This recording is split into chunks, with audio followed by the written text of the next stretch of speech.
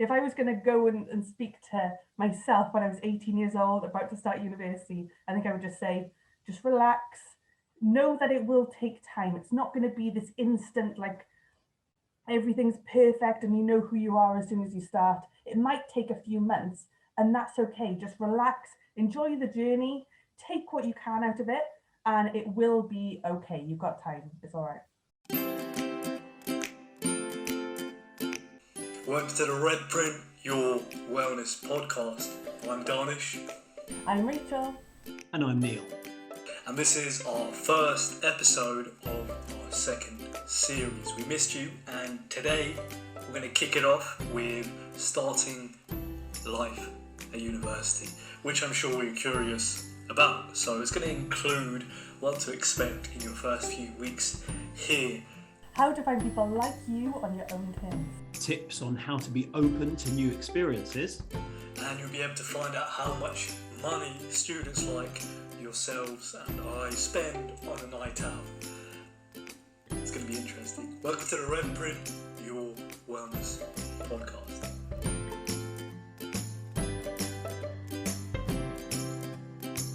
What were your experiences, guys, within, like, I suppose, the first few months, first time at university? How did it go down?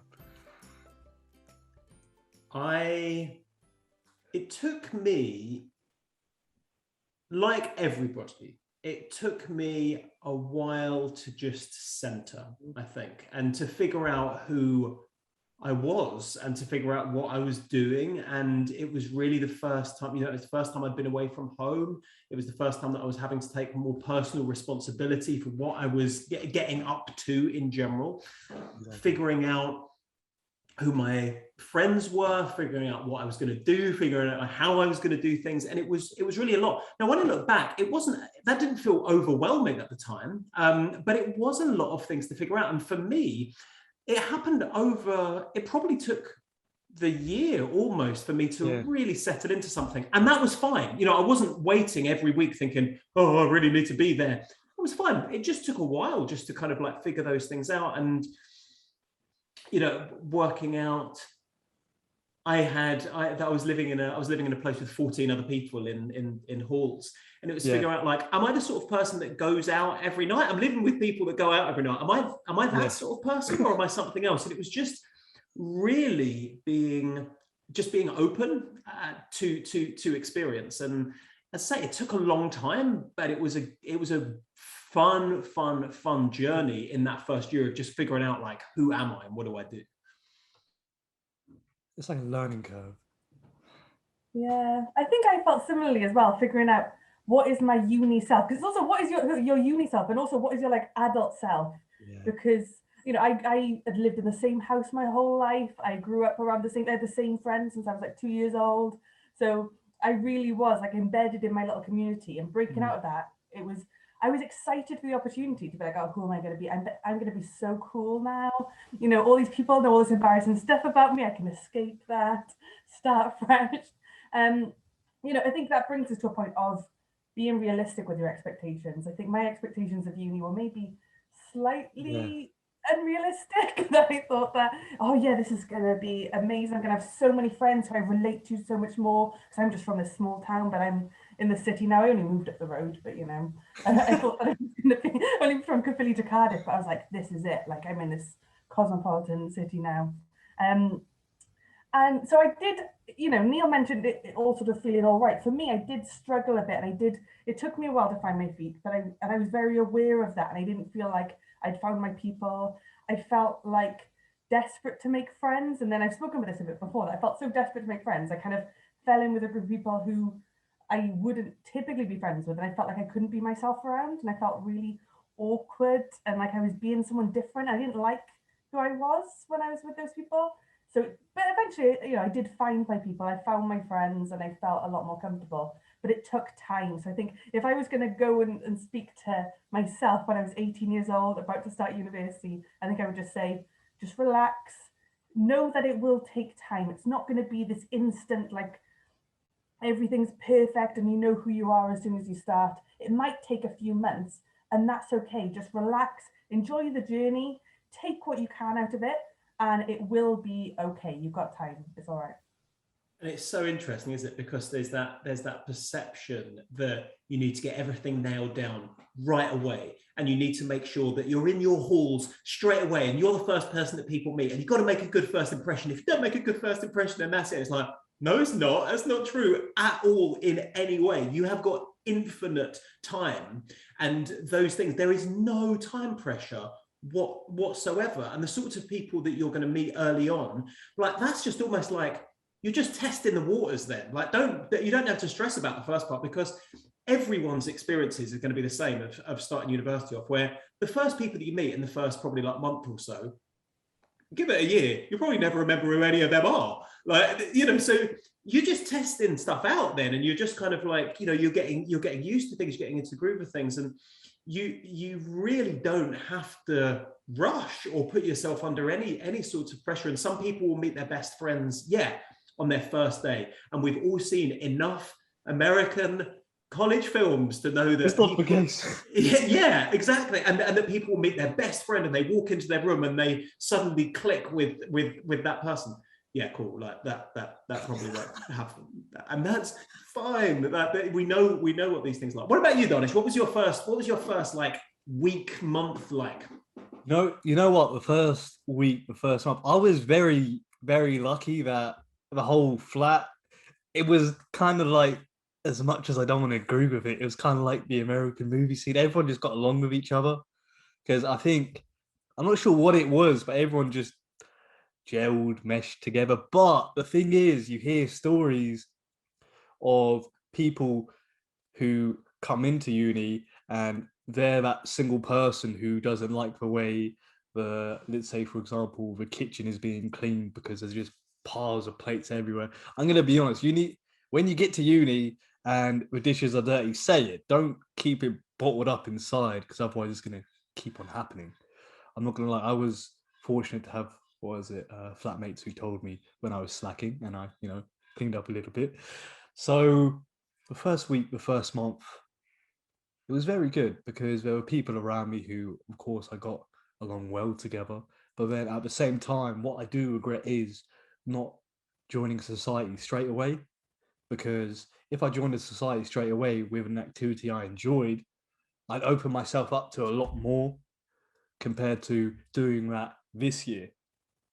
So I think it's wise to go to the Freshers Fair, go look for something you enjoy, because if you are doing something you enjoy with other people who like doing what they do with you, because it forms like a little, I suppose, community in a sense, because everyone's in that society because they like it, because they want to meet new people.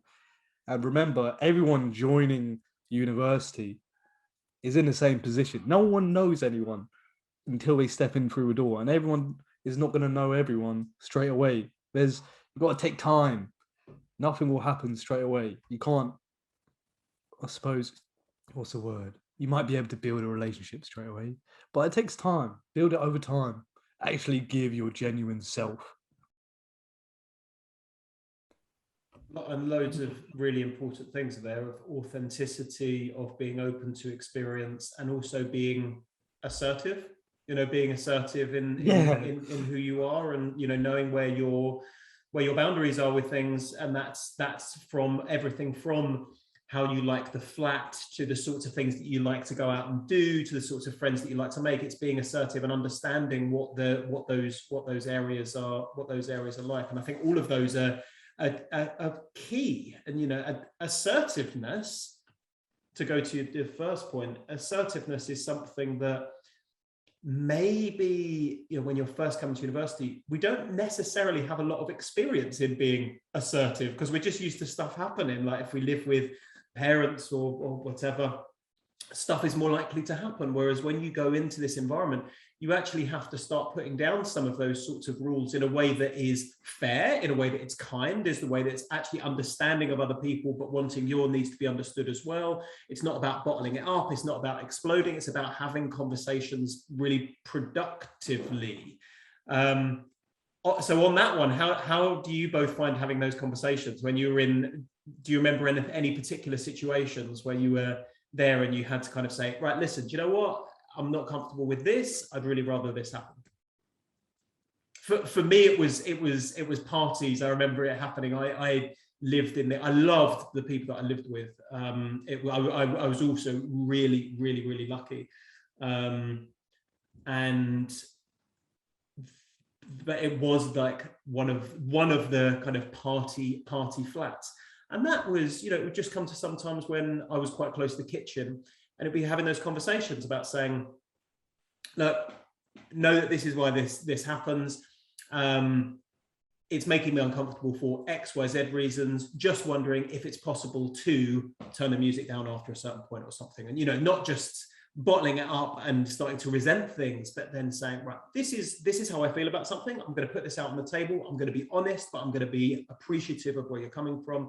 And this is what my ideal situation would be. How do you feel about that? And it's just quite a nice way of having those sorts of conversations. Hard, but nice. I agree, because if you don't say that, then it's going to keep on happening. I think the same thing happened to me. This was after, what do they call it? Hall's life.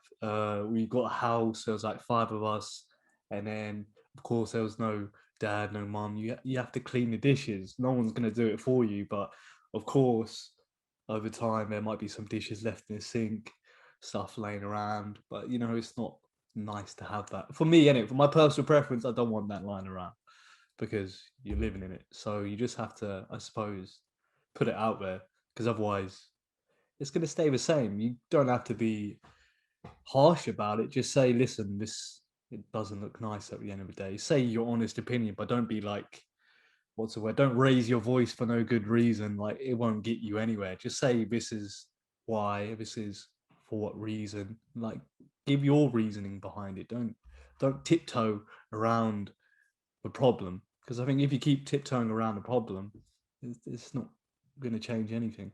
Like, it might, like a little bit, but just do it straight up. People appreciate people who are honest about it. Of course, some might, of course, not like it, but who cares?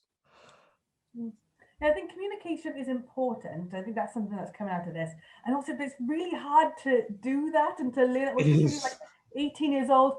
That is so hard, because I did none of this. In my first year in halls, felt very intimidated by the people I lived with, felt like I didn't fit in, felt horrific. So literally hid in my room, got a toasty maker in my room, got a fridge in my room, would avoid them at all costs, would look at, like, it would make sure I was so scared of everything. I couldn't communicate at all. So I think learning how to communicate is really, really important. And I think another part of good communication as well is being able to empathize with the situations of other people who are around you. Because it might be that you are from a house where the dishes are always clean, people put them away straight away, and that's where you've grown up. You might be in a house with someone who is grown up in a different environment, and they're not trying to hurt you or upset you, or they're not even being lazy. They've grown up in a different household. And there'll be loads of issues like that where you think you're the normal one, and you're not. Like there's all these different things. This is a good point. Yeah, because everyone does things differently, and we're all grown up in different places. So I think having these conversations, doing it with no judgment. If there's someone who likes to have the music on later, or someone who leaves the dishes out, or someone who you think actually is nagging you about the dishes, like whatever their situation is, have an open conversation about it, but try not to judge the other person. Because the great thing about university, the thing I love about university, is that you meet loads of different people. But the difficult thing sometimes can be, you've all got different things that are norms. So as a group, as a flat, as a household, as a friendship group, you're going to create your own norms, and you get to sort of start fresh. But just try and be sensitive to each other, that you might do things differently. It's all right. Communicate. You can work it out. Yeah, and it's a really good point. And it comes back to the point from earlier about being open to experiences and open to different things, and to find your authentic self, who you are. You have to be open to those different kinds of experiences, and again figuring out where that sits. And I was trying to think of a word, because like, how did I feel starting university? And the classic ones, like classic adjectives. Well, what adjectives come to mind for you instantly when you think, if I was going to say, how do you feel? How do you think you would feel if you were coming to university now? 2 words. Excited, nervous. Exactly. They're exactly the two words that I had. I was like, what would I, think about what what should we be feeling? And I was going back and forward with various words. And I thought, actually, the word that I think would summarize how I felt and would definitely summarize how I would advise people is curious about the experience. Yeah. It's just like interested by the experience and interested by all of these things happening, because yes, exactly, being excited, being nervous, they're quite nebulous feelings. Whereas if you say, right, what your job is to be in your first year of university, or your first week, or your first month, I like this. is to be curious about the people in who you're living with. Is to be curious about your course. And curiosity means you're going to find some great things out. It's also going to be difficult. It's also going to be something that you're not going to necessarily get all of the answers all at once.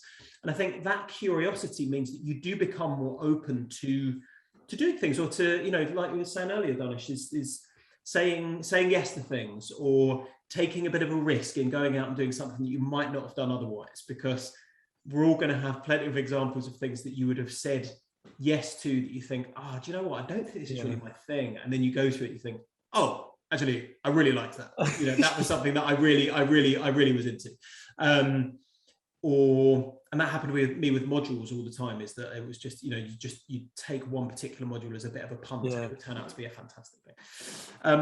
And I think that curiosity really carries you through in a way that other things don't, and it makes you more likely to do things and to just take those steps, take those risks, and go and do some bits and pieces. I agree, because I think if you don't, I suppose, become a curious person, or just kind of go out there a little bit, it's kind of hard to experience what there is to offer. Like, I know, I spent some time not doing that, and I was like, I should have done that. So I was like, yeah, let's do it, because you don't understand what you're losing out until you actually go out there. So I'd say just go for it. Like, there's no point worrying about what might go wrong. Like, you should try and worry about what happens if it's even better than I thought. Like, just go out there and experience everything. Like, you don't need to do these amazing, what's the word? I don't know, just amazing movie-like things. Just do something cool, like that you'd think you'd enjoy, or you might not even think you'd enjoy it till you do it. We've seen that happen on the business and management program with a group of people who are interested in Dungeons and Dragons, and there were a few people that started off, and it turned out that induction that they didn't know who each other were, and now they play Dungeons and Dragons together. And that's a classic example of this. Like, there's so many little cool things like that if you speak to people, you'll find out all of these little bits and pieces that you might have similarities, and then you actually generate a friendship group. What do you reckon, Rachel? Something that keeps coming to my mind is that when I started university, one of the things that I really wanted out of being in university is I wanted to be out from the start of university. I was thinking, it's so awkward, like coming out to people when you've done a long time. So I just wanted to be out from the start, which I didn't do, because like I said, I met people I didn't feel comfortable with. But then, and I didn't join the LGBT society because someone had told me that it was for losers and it was really uncool. So I didn't join, because someone had said that to me, and I was like, so I'm not going to join because I want to, like, seem, I don't know. Someone told me that, so I was like, that's it, I can't go to that. But what I ended up doing was I went to a club night, spoke about, this is such a weird story, I spoke about the LGBT society near people, and then someone from the LGBT society started talking to me, and then we made friends. And then because I really did want to go, but I was like, I can't go because people think I'm uncool if I go, and I just felt so like uncomfortable about it.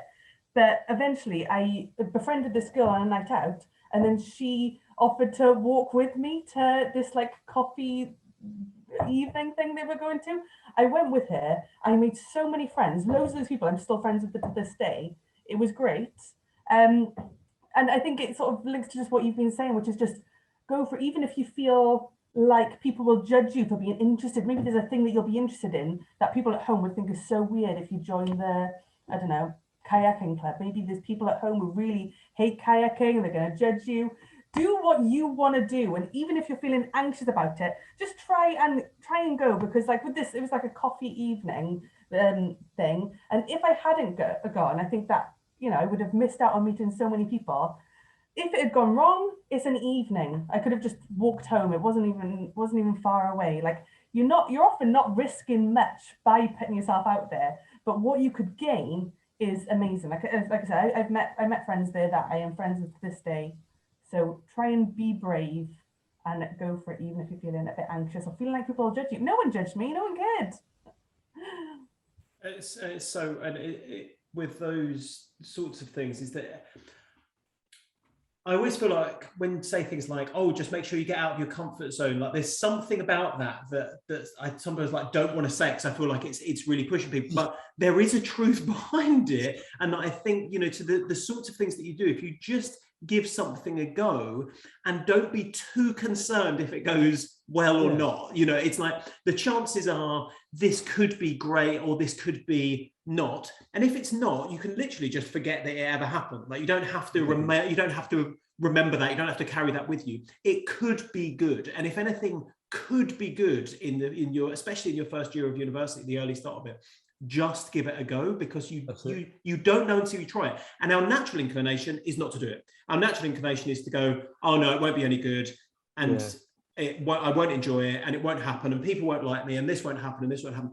That's basically my anxiety talking, because I'm nervous about being a newcomer. I'm nervous about being humiliated in front of other people because XYZ thing would happen. It's my anxiety that's stopping me from just going, "Do you know what? Let's give it a go." And if those people judge me for whatever reason, I don't want to be friends with them anyway. Like, it's the classic one of, you know, the people, what is it? The people who matter don't mind, and the people who mind don't matter. And it's so true. Yeah. So I like that. I think, isn't it interesting that when you want to do something where you might actually enjoy, your brain tries to talk you out of it.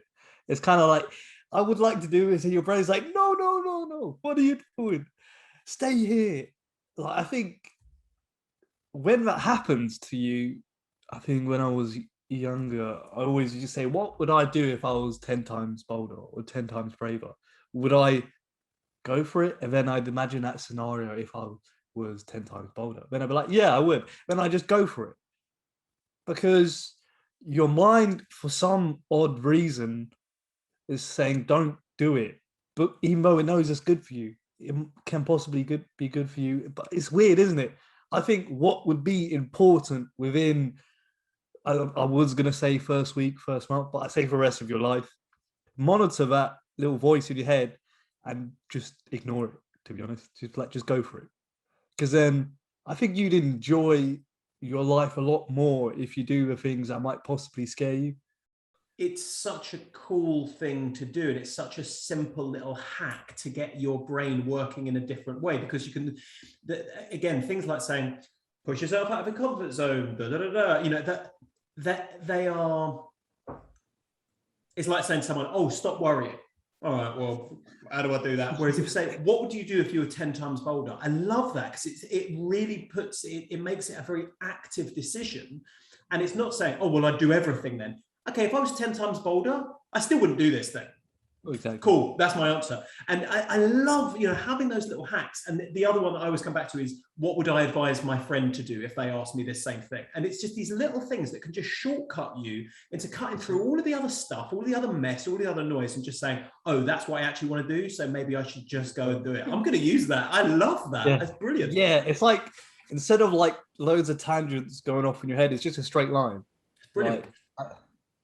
That's it. So, I was going to say, I think it helps as well, center you, remind you of who you are, because like you said, being 10 times bolder, for me, that means if someone was asking me to this, like, you know, this house party with loads of people doing drugs, for me, being 10 times bolder means I'm not going. I'm like, hell no. Yeah, that's not going to happen. But being 10 times bolder means I do go to this coffee evening thing. So I think it's good. This idea of 10 times bolder, I think, is brilliant, because it's you 10 times bolder. That's it. You know, you're thinking about who you are and what you want to do. Yeah, I think if you're, well, advice, if you're LGBT and come to university, I think it is helpful if you're able to come out early, because I had friends who didn't and then didn't come out through the whole university, even though they were out at school and out at home, going into a new environment. They suddenly, you know, felt like they couldn't. And once you sort of haven't spoken about that to anyone, I think it's easy to then close down and just never talk about it again. So that'd be one piece of advice. I think another thing about figuring out who you are, which is kind of weird, it kind of links to what we said earlier about what's normal or what's normal for you. By being outside of my little community in Caerphilly, I learned things about myself just from being around different people. I found out who I was, things that I thought were totally normal, you know, suddenly, you know, wasn't. And then there were things that were a bigger part of my identity as someone surrounded by different people than they were otherwise. Like, I didn't identify as, like, I didn't think about myself as a working class person before, because I was around, everyone who I was around was working class. Everyone who I was around had like Linda's crispy pancakes for tea, and that was a normal thing. And then suddenly I was around people who thought that was like the most disgusting thing on the planet. So you sort of learn things about yourself through being around other people as well. And you know, some people judged me for my background and things, but these are actually things that I take pride in and I think are really cool about myself. So even if you know, you feel like other people are judging you for being a bit different, from being from a different place or whatever, like, don't worry, that's what makes you cool. So I think you'll find things out about yourself just from being around people who are different from you, and appreciate those things and enjoy those things as well. It's really cool to find a bit out about yourself. Inherent value, and exactly what you say, and I love that.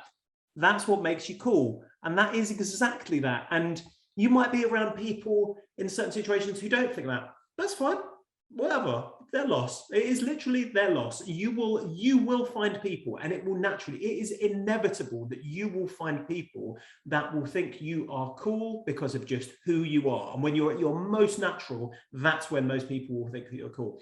And we all want that to happen sooner than it does. We all want that to happen right now. But the fact is, sometimes that takes a little bit of time. Say you may turn up in your halls and open that door, and there's that person. It may take a while. It may take a few months, but that's fine. Every other relationship that you have, whether it's something that is going what you would consider well or not well, every one of those is just chipping away that block for you figuring out who you are. And when the right thing comes along, you're going to realize it. And it's that curiosity. And if you take that curious mindset to it, that becomes an interesting journey rather than something that's a panic of like, oh God, I need to do this right now. And who am I? And trying to figure it out.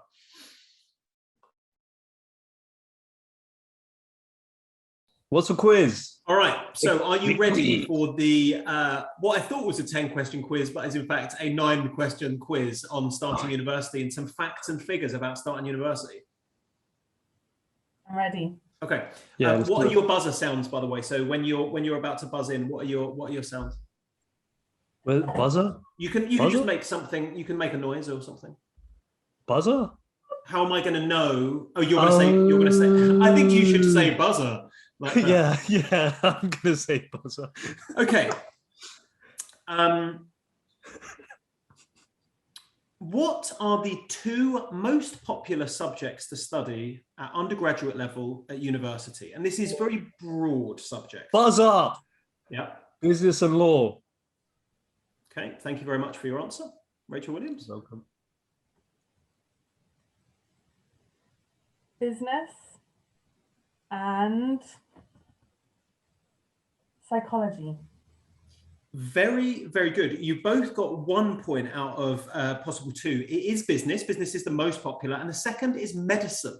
I knew. Yeah, the second is medicine. So it was a close run thing, but it's 1-1. Okay, what are the top 3 things that students spend money on? And this is after rent. So the top 3 things that students spend their money on. Clothes. Yeah. So do they have to be in order? No, that has to be in order. Okay, clothes, socializing, food. Yeah, I'm going with alcohol, food. I'm going to steal your answer, Rachel. Close. Okay. Rachel Williams, you get 2 points. Daanish, you get 1 point. In order, it is groceries is the first one. That's about 15%. Going out is then 9%. And then tied at third place is transport and takeaways at 6%. Yeah. So well done. So Rachel has just eked into the lead there with 3-2. What percentage of students consume too much caffeine on a daily basis? So buzzer. Yep. 75%. Thank you very much. 65. The correct answer, according to Facts Legend, is 92%. So Daanish gets the point. Because the amount of caffeine that you should actually consume on a daily basis is so low that basically I think it's like 2 cups that takes you over the limit. That was guesswork. I don't know if it's 2 cups, but it was a small amount. 200 milligrams. But I might be guessing at this rate. I'm not. Okay. Can't keep you. That's pregnant women. They can have 200 milligrams. So yeah, they can have 2. Yeah, that's 2 cups of coffee. So yeah, and I think like a Starbucks probably has way over that. Anyway, yes. What number out of 5 students have fallen asleep in a lecture? Yeah. 3. Thank you. 4. Rachel Williams gets the point. It is 2 out of 5 students have fallen asleep in a lecture before. What is the percentage of people who graduate and keep in touch with at least one person that they met in year 1? Yep. 90. Okay. 78. It's 78%.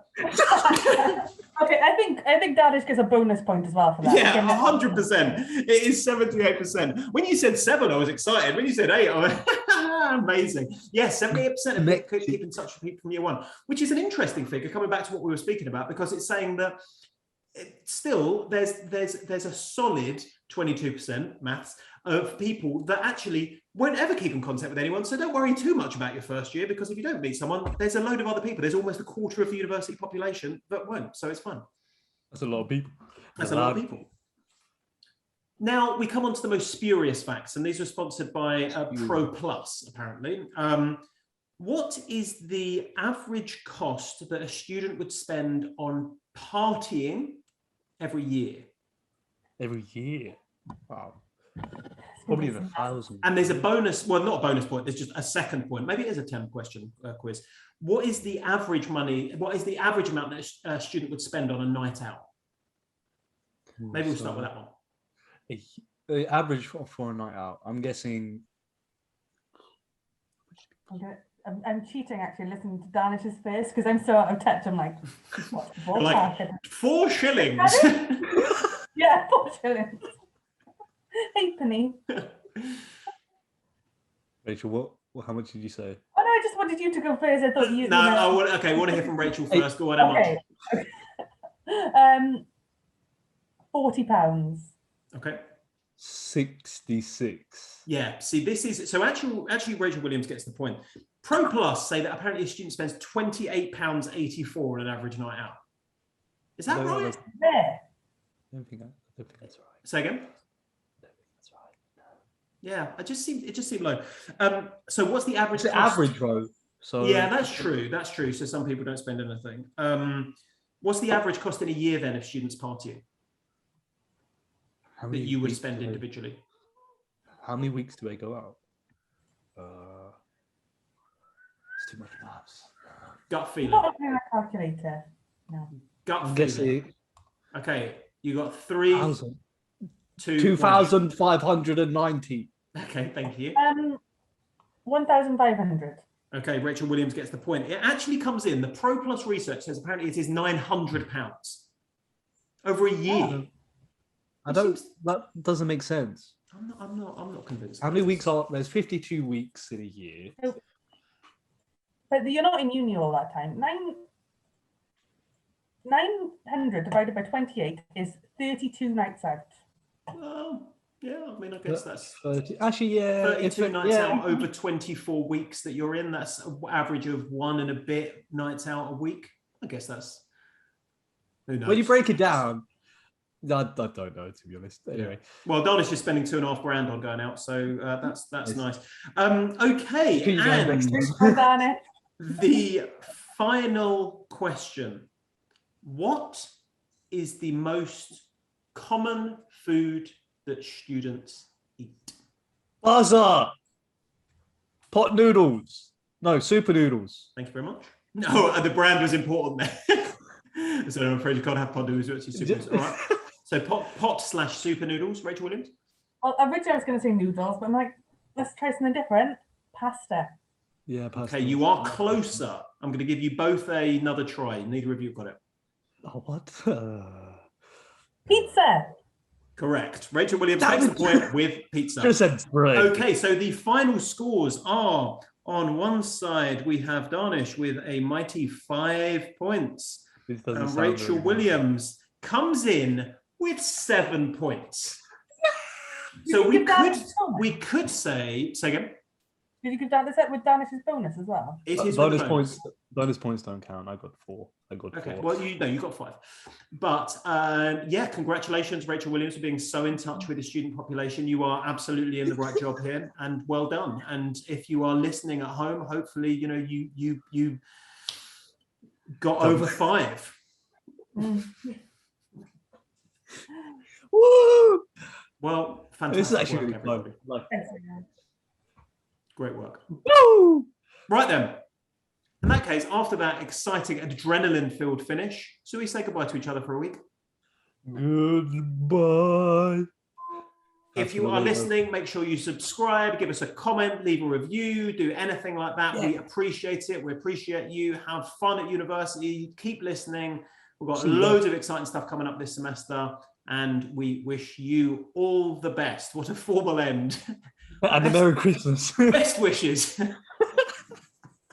All right. See you guys.